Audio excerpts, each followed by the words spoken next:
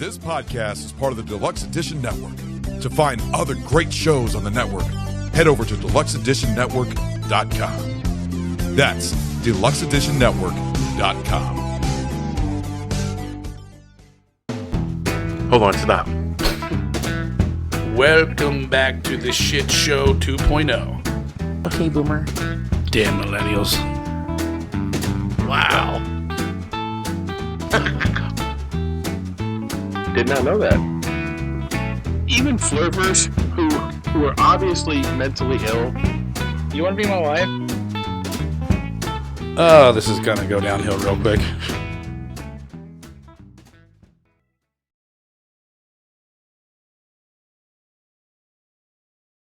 What is going on, and welcome to Take on the World with Yanni and Chase from Barrel Age Flicks. And Mike D. So we have a guest all the way from down south. Yeah. Tell us a little bit about yourself and your show. Well, I'm Chase. I'm on Barrel Age Flicks, where we're matchmakers for booze and movies. We review both of them on each episode. Have a good time. It's mostly just four guys bullshitting and talking shit to each other and vaguely reviewing movies. I'm from just about everywhere you can imagine, if you want to put it that way. But I'm down here in Virginia. Been in this area for the last 20 years ish, something like that. And with ADHD comes many pretty well explored interests in just about everything you can imagine. All right. Nice. So that Do you have the socials for BAF? Oh yeah, so we are on Instagram. We got a Facebook page and all that on Instagram. It's Barrel Age Flicks Podcast.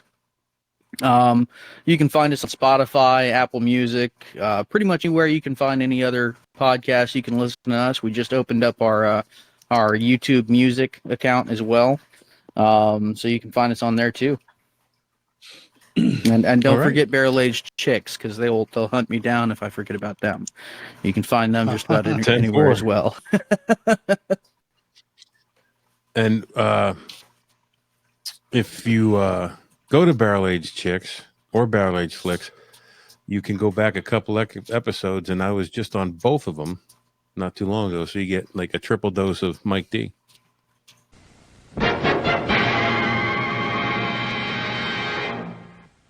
Take on the World is a proud part of Deluxe Edition Network. To check out all the great podcasts on the network, go to www.deluxeeditionnetwork.com. Check them all out. There's something there for everybody. While you're at the website, you're going to want to check out the podcast of the month.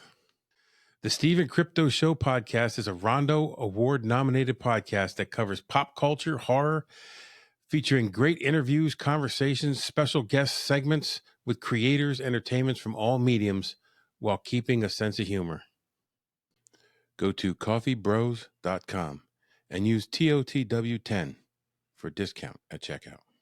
Coffee Brothers sources seasonal, award-winning, and specialty coffees, focusing on high-scoring and high-quality blends, espresso roasts, and single-origin coffees, which are all small-batch roasted. Experience complex taste notes from fragrant and aromatic to bold and rich. Coffee Brothers Coffee is a two-person brother team, hence the name. They roast all of their coffees in small batches out of their New York City roastery. Go to coffeebros.com and use TOTW10 for a discount at checkout.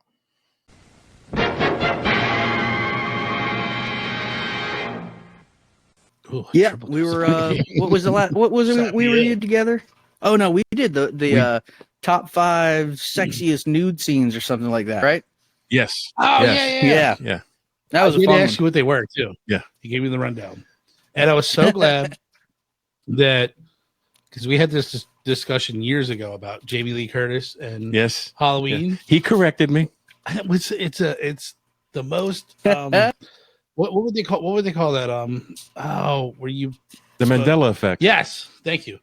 Because even I thought it too. I'm like, no way. And then I watched. It's like, oh my god. And I should know better because horror is my jam. That is your and so just so you know, Chase, your video is a little fuzzy. Yeah, I might go ahead and cut that just so we get better quality audio. Well, make sure you put a pretty picture up there. Because we do video because everybody wants to see this. I mean, we don't want to disappoint all 4 of our viewers. Well, let's see what all 4 of them. Yeah, all 4 of them. And sometimes that 5th one jumps on and just is upset if they don't see this. Now, though, like, I don't understand, like, how you post one video and you get the shorts, and all of a sudden you get like thousands of views, and then one thing, it's like nothing. It's like fickle. So yeah. So we're here today to do a redux, if you will, of our very first Take on the World episode. Oh, stupid. Can we like throw in some audio of how horrible? Oh, it was bad, guys. I gave it a listen. It was rough. It sounds like it was recorded on old analog cassette. Oh, it was so bad. It was, and I convinced myself it wasn't that bad. I kept trying to be nice and like telling him, like, Mike, I'm like the audio. It sounds like you're in a wind tunnel, Mike. Audio kind of not there. I mean, you could probably actually I could share. I got a macro that normalizes audio really nicely through Audacity.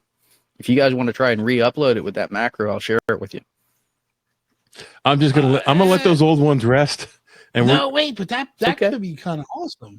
But here's if we just hear like what we actually were saying, remaster, if you will, a remaster. Like I was probably fucking drunk. No, I think that's the only one I was sober for.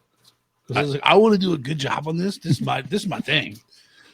Yeah, we were real excited about the first, but what we did when we started, we taped 3 a night, and we didn't post anything until we had 7 good episodes.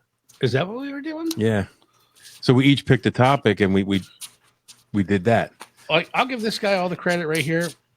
Like, I just show up, I talk into this microphone, and that's all I got to do. He edits everything, puts other than I'll give him topics now and then, but you do all the editing, all that other stuff, and I would not even know where to begin to do any of that. Well, I love researching, so.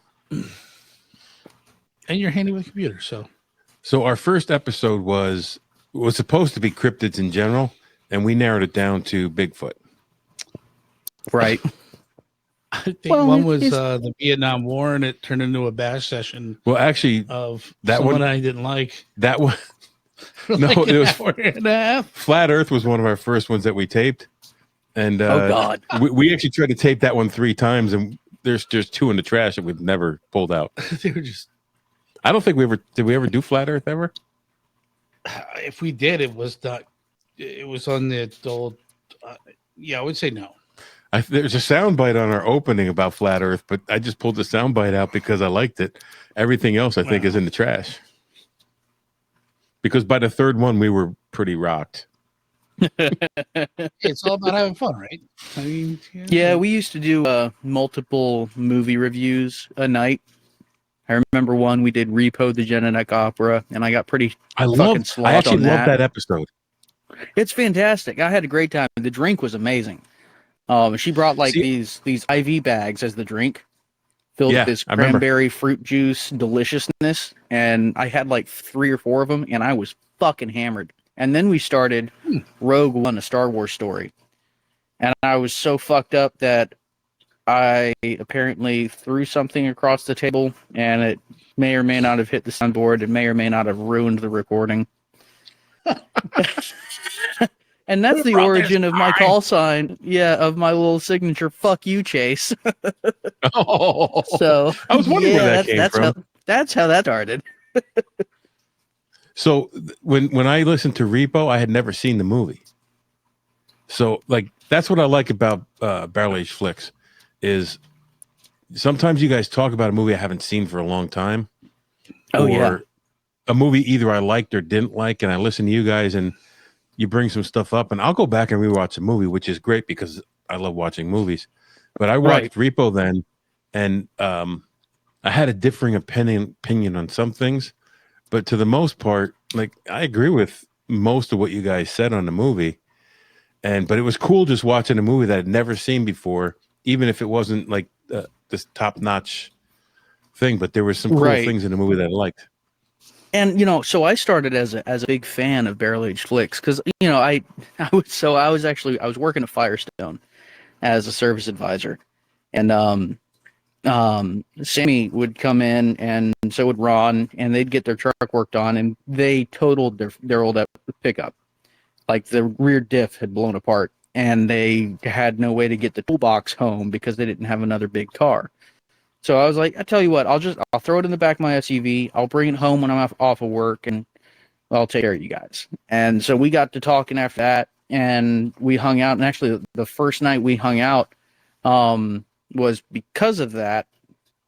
And I had already been listening to the episodes, and that was really what I liked about it because, at the time, I was not cinematically learned, if you will.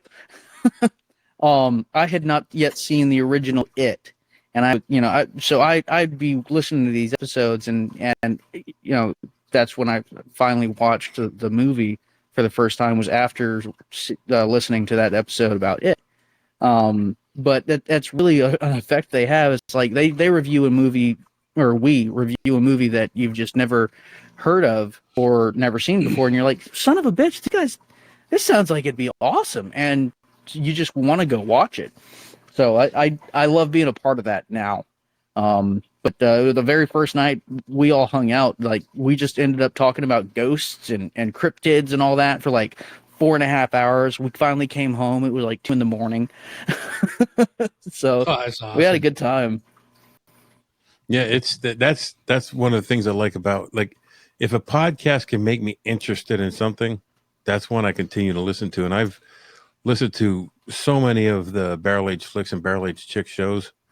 It's like during the summer, I just put my earbuds in and I mow. I just go. And just crush the episodes, right? Yeah.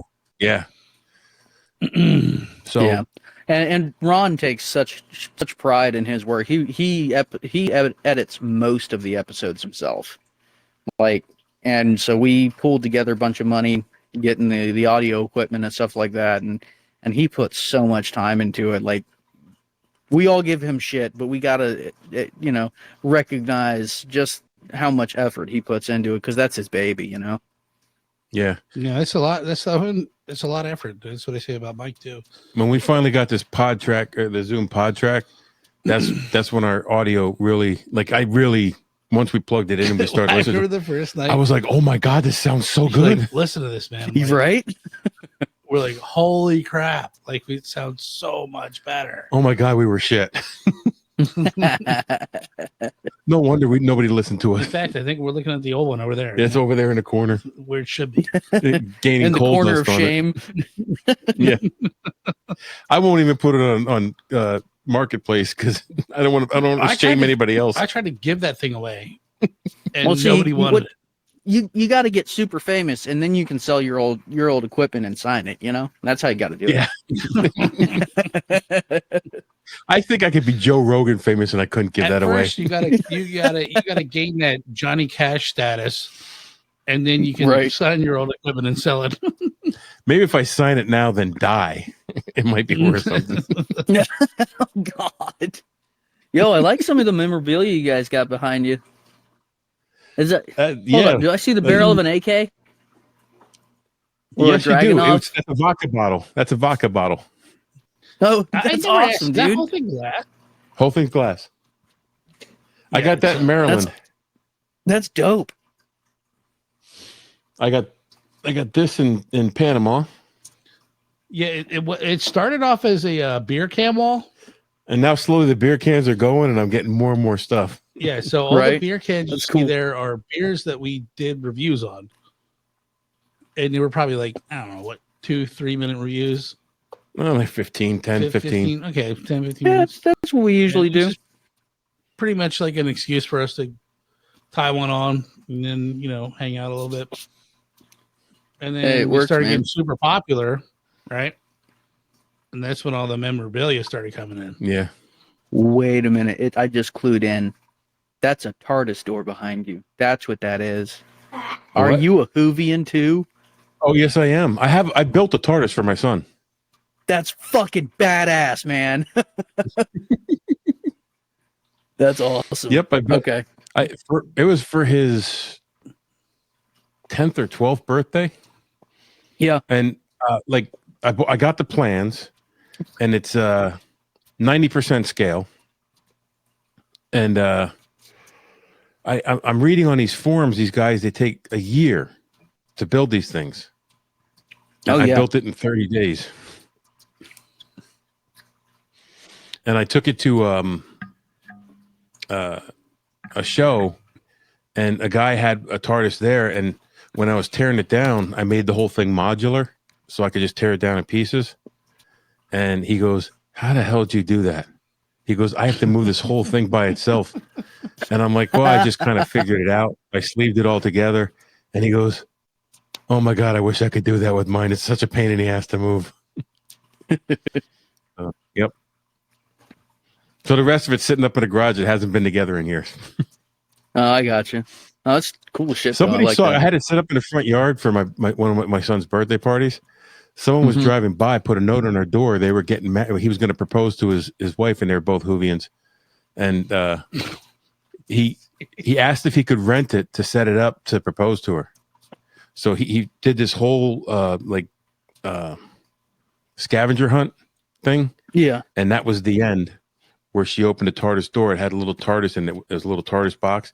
She opened up and the ring was in it. So you rented That's it out? fucking Twice. awesome. That's fucking that's cool. They rented shit, They rented it for their reception too. Wow. All And I right. said, So let it be known. It's my son's. It's my son's. Yeah. Deal with him. What are the odds? You drive down some country road and like, you're a goddamn TARDIS. You gonna let me rent that? That's cool as shit. That's so cool, man. Yeah. I never knew that. So Knew you for 16 years and you're still hiding secrets. This guy.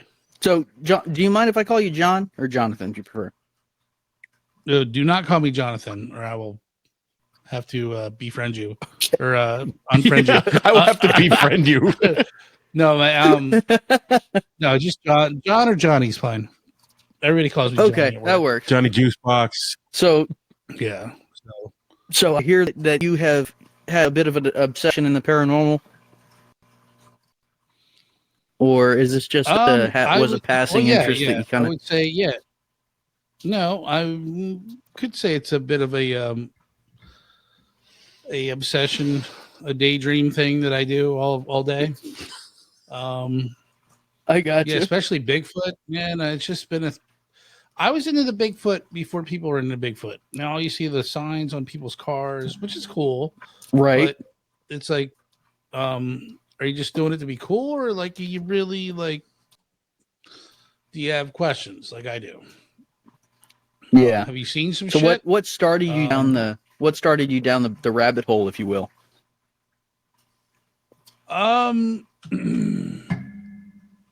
I probably have always been a believer in like ghosts. I would say that might have sparked my interest, and then so I've always believed in the more the fringe stuff. So it's not a one-off for me to believe in, a Bigfoot, especially with all the area we have around here. And then, I mean, I don't want to get ahead of myself right now, but because I can go off on a tangent. But there's just, I feel like a lot of, why wouldn't there be? Why couldn't there be? Yeah. Yeah, It reminds me of absolutely could be. Les Stroud. He says, there's two questions you can ask. It's do you believe in Bigfoot? And you can sound like a nutcase when you say that, or you can propose a question as, do you think that North America has the environmental capability to support the life and habits of a large hominid? And the answer is always yes. Absolutely. Right. And I feel like we're just gonna like fire right into this, because I gotta ask this question. Is, if you look at history and all like Native American cultures, and not even Native, we'll take Native American culture, other countries' cultures, and they all say the same thing. Like there is that hairy man lives in the woods, hard to find. Yep. Whatever may be the case, and it's kind of hard to dispute that. Like when I look at it, and these people are not like you go to a native reservation or something, and they're like, we take this seriously. Yeah. Like, don't mess So around. I'm part Choctaw, and my reservation that I hail from is in Oklahoma, Edmond, Oklahoma. And one of the stories that we have was it was not very long. I want to say it was 1850. That the story is the I want to say his name was Francis. He was his father was English or colonial. His mother was Choctaw. So, but basically there was a period of time where they were experiencing theft of their sheep or pig every once in a while. Over the course of like 3 weeks, it turned out they were getting one piece of livestock stolen every 3 days, and it started to progress to the point where a child and another full-grown man were both taken. And so they actually put together, I think it was like 13 or 18 people for a war party and went off for a few days to chase this thing down. And supposedly they killed 3 and lost 4 of their own in this fight before they gunned them all down. But when they showed up and actually found them, there was just a pile of bones and bodies that these things had amassed. And so that's part of the bit of the folklore, of that we hear on the native side. And then you go to the Cherokee, and they talk about before the Trail of Tears, when they were still living in the southeastern of the United States. Their traditions speak of hairy man of the wild, that it wasn't just a phenomena, it was that they would trade with on a fairly regular basis. Yeah. Like it was never the kind of trading where you could talk with them, but you could truly exchange goods with the hairy man. And of course the word Sasquatch is actually, it's a westernization of the term Sasquatch. That was another, I think it was actually a northeastern tribe word for Bigfoot. And you were talking before, there's so many different styles, up in the north, the southern region of Canada, there's a tribe there, they call them Oma, which means, I think it translates to guardian of the mountain, stuff like that. These are stories that predate any of the westernization of the North America. So it's really intriguing when you go down. Go ahead. Let me jump into just a little of my research that ties into this. Yeah. And because I'm a skeptic, one of the things that does kind of bang inside my brain, that no matter where you are in the world, there is a creature that meets this description, and they have a name for it. Like you said, the Pacific Northwest is a Sasquatch. In the Himalayas, it's a Yeti. In Florida, they call them skunk apes. In Australia, it's a Yowie. In Mongolia, it's an they're Almas. fucking aggressive. And then you have the Yeren, all kinds of stuff. Yep. That's in China. And I would certainly argue that they're definitely not all the same thing. But I would say it's arguable that they were the same species, because the definition, the description of them is very similar. Oh, they're very different. Actually, I think it's striking that I can't dismiss all accounts of what do these people, what what do people have to gain from? And we said this before with the alien stuff. What do you have to gain by telling a lie and making this whole thing up? Absolutely nothing. Yeah, especially when they were just being talked about. It was nothing but being ostracized from society when you came out about it. But when I was talking about the differences, like, so you have the Yowie in Australia, and there's actually 3 different versions of the Yowie, or subcategories, if you will. Like up in the northern part of Queens, that's damn it, I wish I actually did the research now because I can't remember what they're called. But there's 3 different subcategory names of these, and the ones up in the northern area of Queens are talked to be 9 to 12 feet tall. Like these things are ridiculously tall, and I think so you get to like too, between like midgets to like super tall, like you said, 11 feet tall. Yeah, there's little and then people they talk about.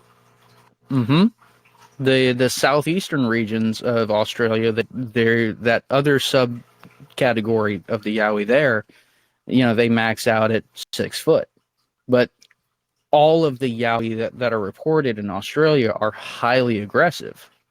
But even in North America, you have the Sasquatch seen in the Pacific Northwest, like you were talking about, and they actually I have I think if you're from, sorry, I didn't mean to cut you off. Well, they sent all the criminal Yetis to Australia. Just if you're from Australia, yeah, with the rest of them, right? You're pretty much aggressive to begin with. You have to be to live in that environment. Exactly. Yeah. Smoker, you son of a bitch. Up in the Pacific Northwest, you have the Sasquatch sightings you have there they're much stockier and wider built, and you're going to see them between 7 and 8 foot. 6 to 8.5 foot tall. Whereas over here on the East Coast, you'll see them about 7 foot to 10 foot. And they're a little bit more lanky and tend to be much more aggressive. I say aggressive. Anyone listening to the podcast, I'm air quoting aggressive. Because the most you're going to really see up in North American regions is the display of rock throwing. And generally speaking, they're not throwing it at you, they're throwing it around you to try like just scare you off because they want nothing to do with you. Whereas in the Pacific that is one Northwest, of the things I saw in my research, the rock throwing. Yeah, right. And up in the Pacific Northwest, they'll just kind of stay to themselves. I think we can all, you and I can agree that maybe not so like that. Generally, worldwide, this is accepted. There is something of a hairy ape that we don't know what the hell it is. The ranges in size. Might be aggressive, might be not, but it's reported all over the world, right? Oh yeah. So, help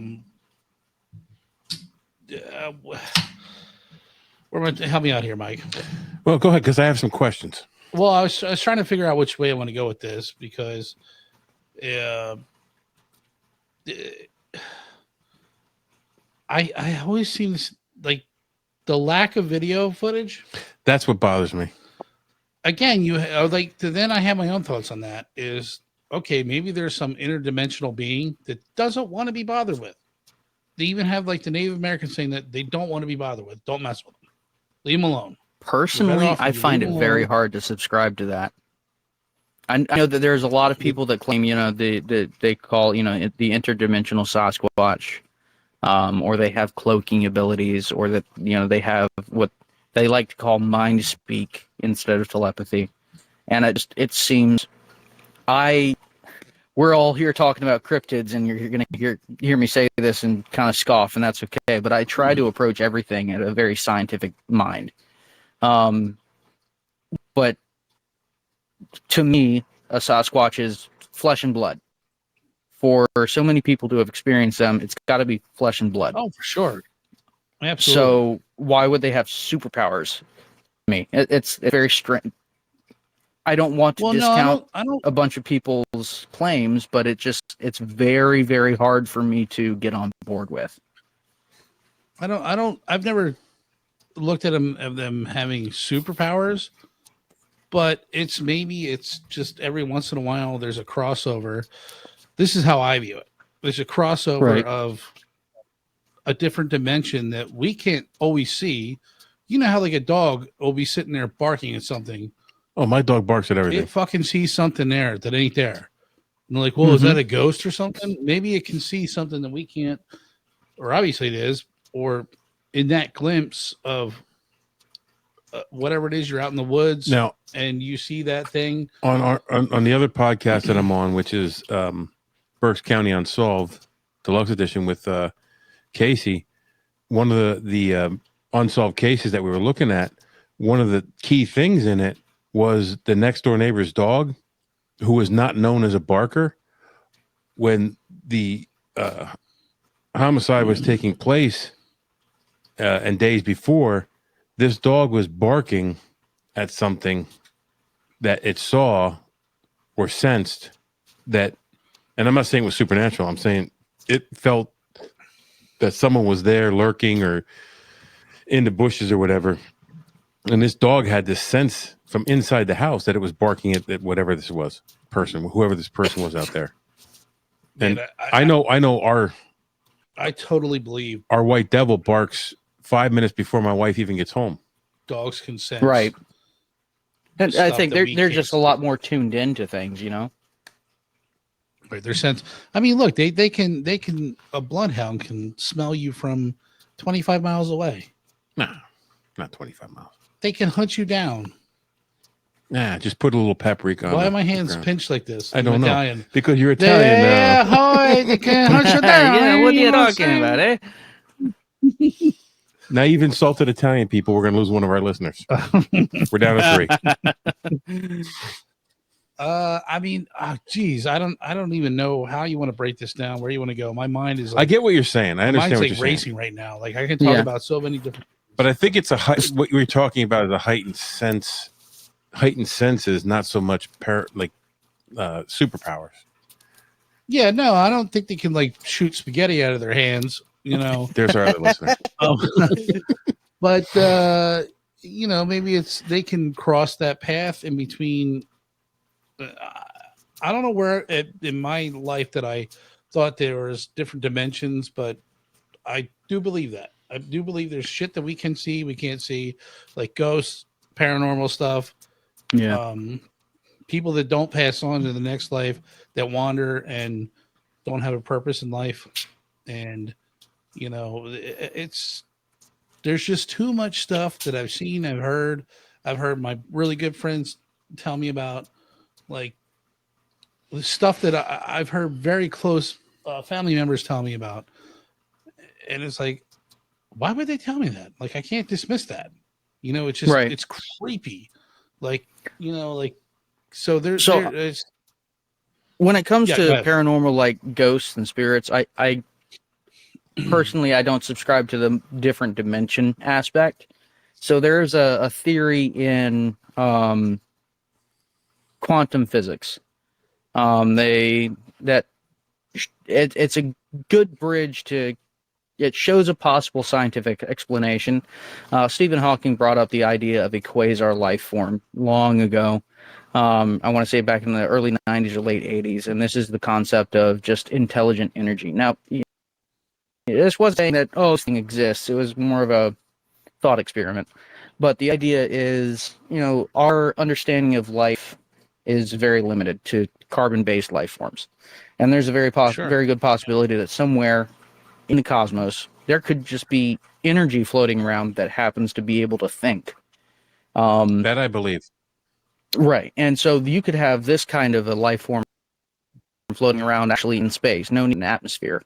But it was further developed upon when we started experimenting with quantum computation or quantum computers.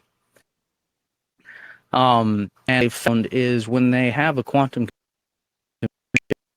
operating, they usually degrade within seconds. At least it used to. Now they can get them up like an hour or 2 hours of operation, which is really cool.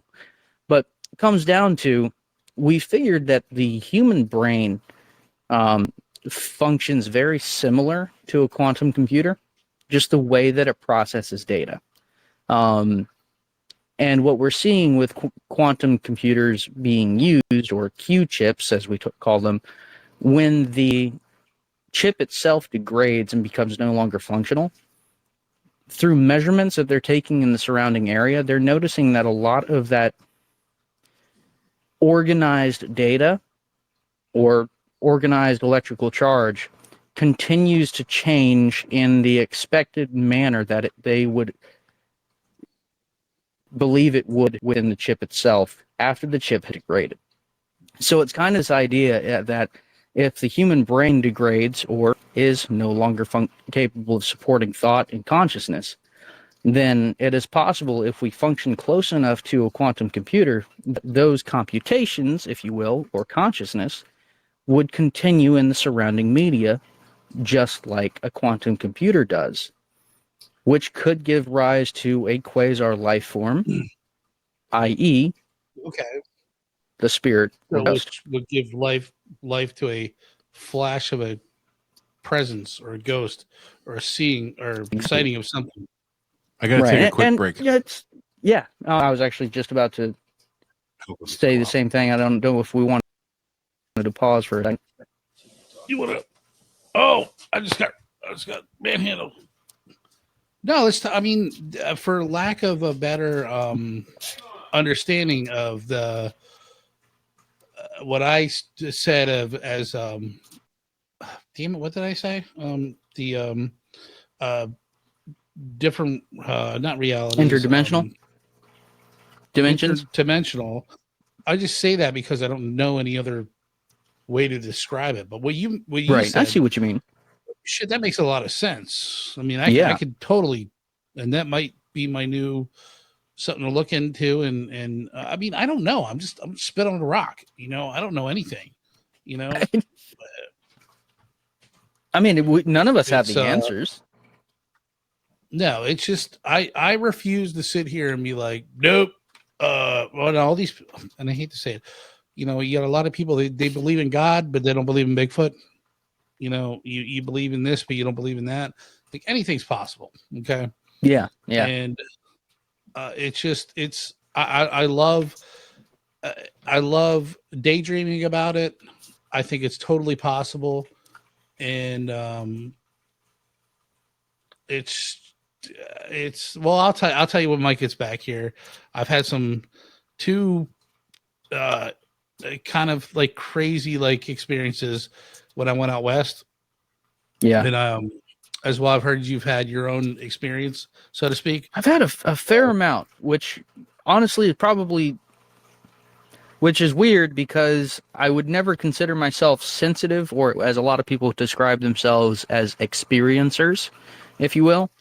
Because I know when you get into the paranormal field, you can hear the term sensitive being thrown around, and quite frankly, I do believe in that because people that seem to be a little bit more in touch with the paranormal or just in touch with things more spirituality wise, they tend to have more experiences. Now, on the flip side of that, you could potentially, for the sake of science, attribute that to possibly mental illness. Oh, Michael, stop it. Stop, Michael. Stop. Or it is someone who's genuinely more in touch with the spiritual world and... Oh, good. That's what you get. Breaking shit, man. I didn't see that. It just fell over. It's paranormal. That's what he gets. But my dog had to go out. Some people talk about how if you're a sensitive like that, you're kind of like a beacon. And, spirits and things like that will kind of find themselves drawn to you if you're in the area. And so you will be more likely to experience. Well, yeah, I don't have the answer to that. Yeah, but it seems viable. Yeah. You just want to hold this thought for 1 second? I'll be right back. How can you leave in the middle of a podcast? That's so rude, unprofessional. Yeah, Mike. I mean, wait. Am I? So I had a couple Bigfoot questions real quick. Yeah, go ahead. So Bigfoot is singular and plural. So it's not big feet, it's Bigfoot. Yeah. Well, I know some bitches got big feet. Yeah. I'm just saying. So, and this is not a joke question. I really want to know this. If you have a group of Bigfoot, what are they called? Like they're called a troop. A troop. Okay. A troop. I really just wanted like to know that. 'Cause- Yep, just like a troop of chimpanzees. They're Okay. considered a troop. Or some people just call them a family group or a family unit. Hey, did you ever get into the David Paulides stuff?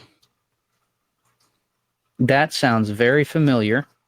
You take Pilates? I know the name. It's he did the missing 411. Yes, I did. Oh, Got into that a little bit. I think that's where a lot. Now I can't tell. He's a little weird in the aspect that, To be fair, most of us in this field are. well, sure, yeah. But I think when he first started off, I have all 3 of his books. He's got more now, but his 3 original books, they're called Missing 411, and they got maps detailed, and just cases of people that went out into the wilderness and just fucking disappeared. Right. And he would never say what he thought it was. Yeah. And then now I can't tell now if he's just like some kind of quack or what. His videos kind of suck now. But when it's just, I'm kind of up in the air, but I know when he first started, it was really, really, and like the cases aren't false. And no, they're well documented. Very well documented. And they're like people that, okay, so I'll give you one that kind of freaked me out is, this guy went up to Mount Shasta in, I forget. Mount Shasta is so fucked when it comes to anything paranormal. Right. There is that California or Washington? I forget. I think that's Washington State. So, this like guy who's climbed Mount Shasta a bunch of times, no big deal. It's not an easy hike, but he's done it like 15 times. He's probably in his early 60s. Takes like 2-3 of his friends. Let's go hike Mount Shasta together. It's snowy. There's Crater Lake, I think, is beside Mount Shasta. Yep. And he hikes up. They get to a stopping point, a resting point, and the guy says, "I'm going to hike up to the next stopping point. I'll see you guys when you get there." His friends are like, "We're going to take a rest." All right, cool. We'll meet up at the next stopping point. His friends get up to the next stopping point, and the guy's gone. He's completely disappeared. There's no tracks. There's no clothes. There's none of his hiking gear. I think they might have found like one item of his, if that. I don't even think they found anything. And they sent out a search party. They dove into Crater Lake and never found the guy. Just missing to this day. Just disappeared like that. Boom. So Mount Shasta is absolutely infamous for damn near everything paranormal. You have reports that go from Bigfoot and Dogman, which, for the record, great topic. I'd love to dive into that here in a little bit. But is also the dumbest name for any cryptid I've ever heard. I can't even take it seriously when you call it Dogman. So, to UFOs and aliens, first, second, and third type encounters. There's flying humanoids. People report seeing pterosaurs flying over Mount Shasta. Like, there is a ridiculous amount of just, quite frankly, fuckery, if you want to put it that way, over that whole mountain. So, and I think this might go back to when you said, "Where did I get my Bigfoot start?" And this has got to be it. The Missing 401 by David Paulides. Although he never said Bigfoot, I've always had an open mind, but reading into this, I was like, holy shit. And then I started watching videos, and damn it, there was one, I should have written this down, but I thought I could remember it off the top of my head. So I'll shoot from the hip here. But it was in some national forest, because that's where all these things seem to happen, is some national forest. But I want to say it was on the East Coast, maybe Ohio somewhere. Anyways, this family goes out with their kids. Kid goes missing. they were out. He was at a picnic. His dad walked down to the creek, and he was just fucking gone. Right? Well, there's many like that. There's a ton like that. But in this particular case, they looked up on top of the hill and they saw this hairy man with what looked to be a kid slung over his shoulder, like running through the woods. And they're yelling to him. And you got to look this up, man. I swear to God. And that's what the family reported. We saw this, like, it looked like a black bear or a bear, like with a young child slung over its shoulders. The kid's crying. We're yelling at the thing, and it's running on the crest of the hill away from them. Mm-hmm. And then suddenly, like the military launches some like a search and rescue where they had green berets, guys with like the whole like just weird shit. Like, why would you have them here with like night vision goggles, like fully loaded out? And then they just, that's it. That's all you hear about it. It's like, just doesn't. So that's one of the things that I always like to talk about is, you know, we talk about Bigfoot and all this. And if you're into Bigfoot, you probably have a conspiracy theory or two, but a lot of people overlook the idea of the Bigfoot logging conspiracy. And that's the idea that, okay, nobody has defined these things, but, is the concept that the United States government and military are fully well aware of Bigfoot Sasquatch. You can actually see this in the training guide given to United States Forest and Park Rangers, because it is identified in there of what to do when you encounter a Bigfoot and how to properly behave in order to mitigate injury. You have to pass this training. What a zag nut. Yep. They talk about, you know, if you see one, to put your hands out away from your body, but palms down, crouch down just a little bit, and walk backward away from it until you feel you're at a good safe distance, and do not run. Is this like a legit paperwork that exists? 100%. It's 100%. And they are required to know this, especially in the Pacific Northwest. That is part of the training. And it's, now, is this one of those paperworks that exist, like the government has the CDC zombie response protocols you're talking about for zombie apocalypse, right? Like they brainstorm this stuff just in case. There's differing opinions. I would say, quite frankly, I mean, better safe it than would sorry. be totally arguable to say it's just a just in case shit kind of thing, which is reasonable. But at the same time, what to do if you encountered a Bigfoot, I'd high five him. That's about time, bro. Come on out. Here's this. What were those pens that had like the 8 different colors in them? Oh yeah, the little clicker. Yeah, like I don't know. I'd give him one of those pens where you tip it over. It's a naked lady in a bikini. But the idea is that blue. You know, the U.S. government's aware of these, but they don't want to recognize them because they would be considered endangered, and their territory is basically every forest that we log from. So they would have to cease the logging economy in the United States if they were to. That actually does make a little bit of sense. Yep. So it would be a huge hindrance to a significant part of our domestic economy if they were to do so, which I get. I do understand. But then you get into, you've probably never heard of this. This is rather fringe of the fringe, but it's a collection called the Miller Documents. Now this is a box. It was 3 different boxes just full of paperwork, recovered from this guy's retired medical doctor, Grant uncle, I believe it was, who passed away when they were like clearing out his estate.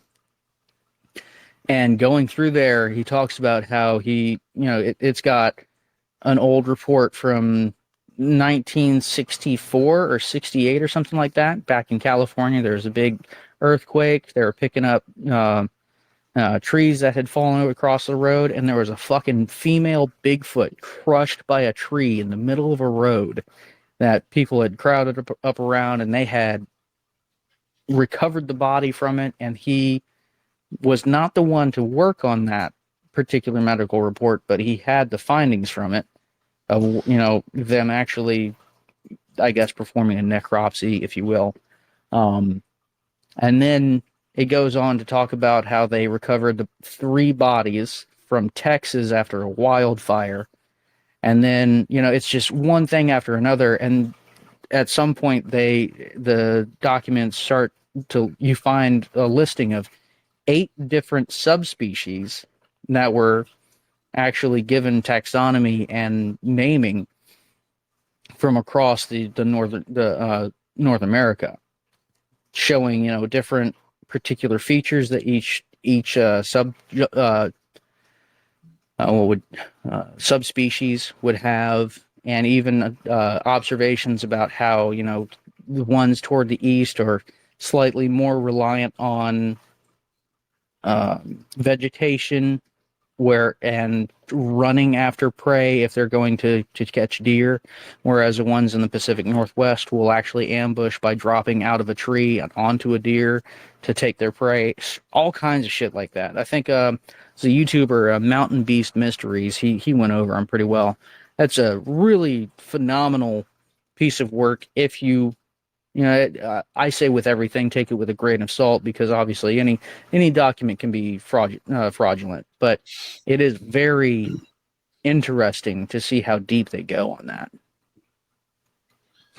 Oh man, we can go down the rabbit hole. Like I just I was just looking up here, and I mean to make it look like I was like distracted, but there was a Netflix movie. I can't find it. I think it was Netflix, a documentary on. This was gonna. I should say this first, but I think your best bet, if we wanted to actually find a Bigfoot, or whatever you want to call it, is to go to the Pacific Northwest. And they seem to have the closest, the best population density. Yeah, the millions and millions of acres of huge trees where they could hide. Well, yeah, it's the only non-tropical rainforest in the world is up there. So there's the sightings in Washington State almost double every other state in the United States. Right. Yeah. There's just so much environment to use. When you kind of like, and I want to get down to like the brass tacks, and the older I get too, I have questions like this it's like aliens or UFOs. They've been around forever, but how come we never have like one solid video?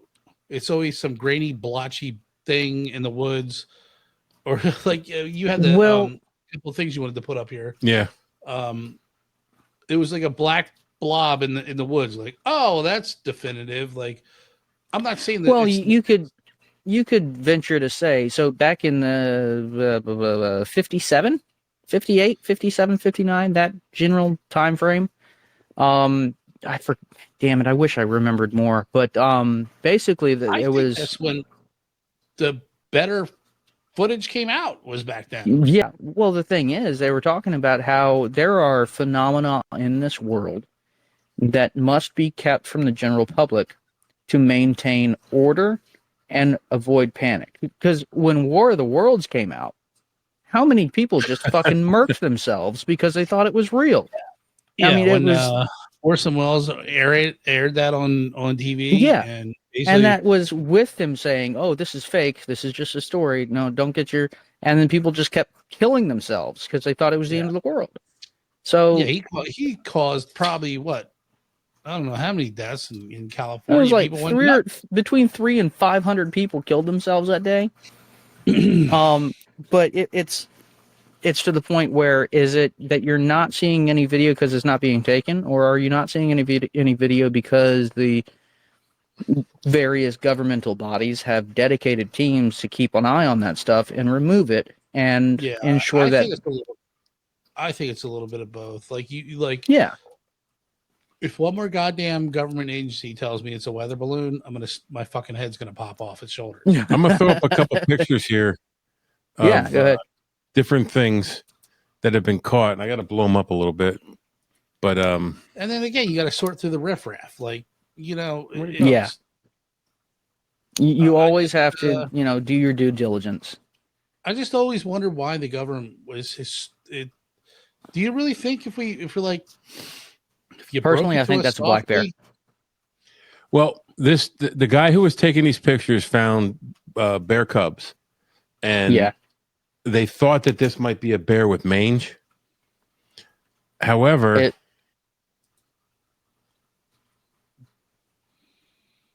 enhance. It's a Bigfoot. They have another picture on the side of the road, and that does not look like a bear. No, that does not. That looks like a little chimpanzee. No. Yo, that is definitely a bear. Absolutely. You think so? Absolutely. 100%. So look at the heel shape. That heel shape, that is a bear heel.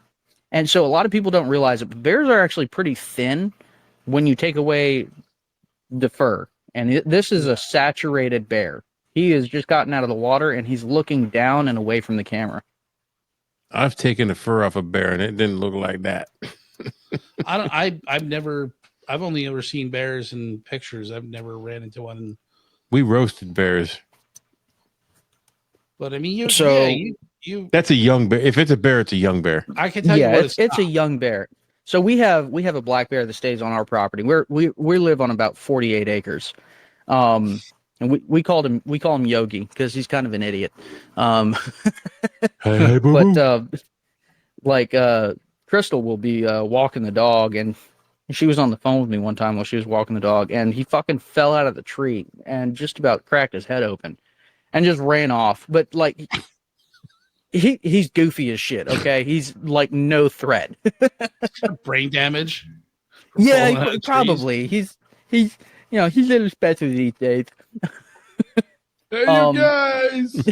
Look what I can do. So yeah, we've seen the bear a couple times, but and we get those around here every once in a while. But I would 100% say that's on the screen right now is definitely a bear. We get a bear comes down the back of our property every once in a while. A family up top of the hill will call down, "The bear's coming down the hill." And, yeah. We've had pictures of the cubs out back, and